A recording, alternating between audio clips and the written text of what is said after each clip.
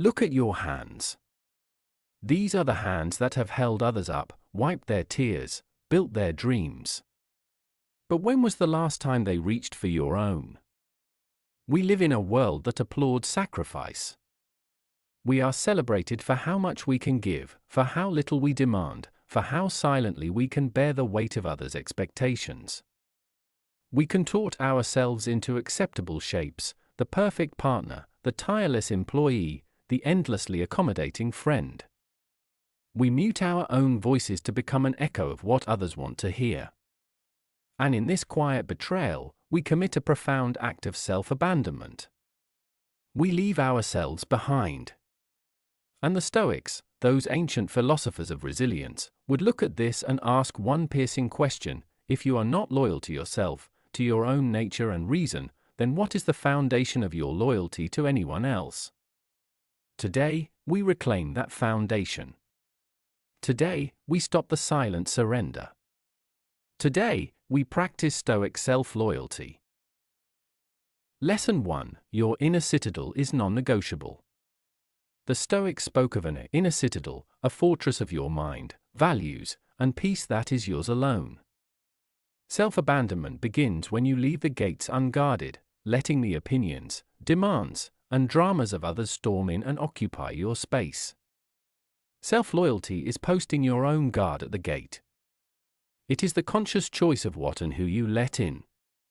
This isn't hostility, it is sovereignty. Before you say yes to another, ask, does this violate the peace of my inner citadel? Your first duty is to protect your own peace. Lesson 2: Own your logos, your guiding reason. Within you is a spark of the same universal reason that orders the cosmos, the logos. Your intuition, your deepest values, that quiet inner voice that knows right from wrong for you, that is your guide. Abandoning yourself means drowning out that voice with the noise of shoulds and musts imposed from outside. To be self-loyal, you must consult your inner Senate. In every decision, pause. Withdraw for a moment. Ask, what does my reason say, not my fear of displeasure? Choose the action that aligns with your inner truth, even if your voice shakes. Lesson 3: Discern the sphere of your control. This is the core of Stoic power. You control your judgments, your efforts, your character, and your actions. You do not control outcomes, other people's feelings, or external events. When you abandon yourself, you bleed energy trying to control what you cannot, just to manage others' perceptions. Self-loyalty is a fierce focus on your own lane. Pour your excellence into your work, but release the need for the promotion. Offer your love fully, but do not chain your worth to its reciprocation. Your effort is yours, the result is not. Stop trading your sovereignty for the illusion of control over others. Lesson 4: See adversity as your training ground. They will call you selfish. There will be disappointment. Relationships that fed on your compliance may falter. The Stoic sees this not as disaster, but as the necessary fire that tempers steel. This friction is proof you are setting boundaries. It is the test of your new loyalty. When the guilt rises like a tide, stand firm. Remember, a storm that tests the integrity of your ship is not a reason to throw the anchor overboard. It is the reason you built it strong.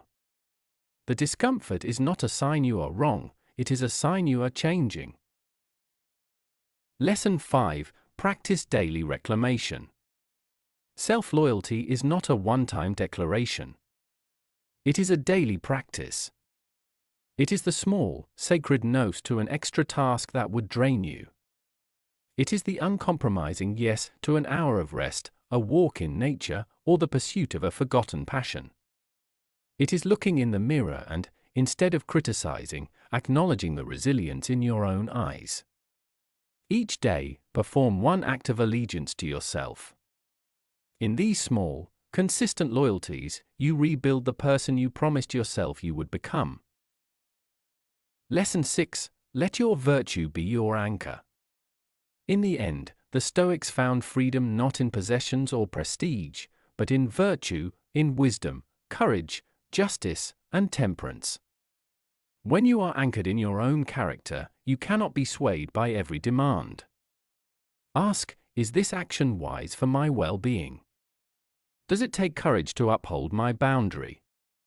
Is it just to myself? Is it temperate, or am I overextending? Your virtue is the ultimate loyalty. It is the self-respect that no amount of external approval can match. This is not a philosophy of selfishness. It is the philosophy of wholeness. You cannot pour from an empty cup, and you cannot offer others a self you have abandoned. Stoic self-loyalty is the bedrock upon which true, healthy love and service are built. The journey back to yourself begins with a single, revolutionary act, the decision that you are worthy of your own loyalty. Call to action, your oath of allegiance. So now, I want you to make a pledge. Not to me, but to the most important person you will ever know, yourself. Look yourself in the eye and swear this oath: I will guard my inner citadel. I will heed my own reason. I will focus on my actions, not my obsessions. I will see challenges as my training. I will reclaim myself, piece by piece, every single day. I will no longer abandon the one I am responsible for. Starting now, my loyalty belongs here, first. The world needs the person you are meant to be, not the shell you've been leaving behind. Go forth, and be unapologetically, stoically, fiercely loyal to yourself. Thank you for watching. Now, go and meet your own gaze in the mirror, and begin.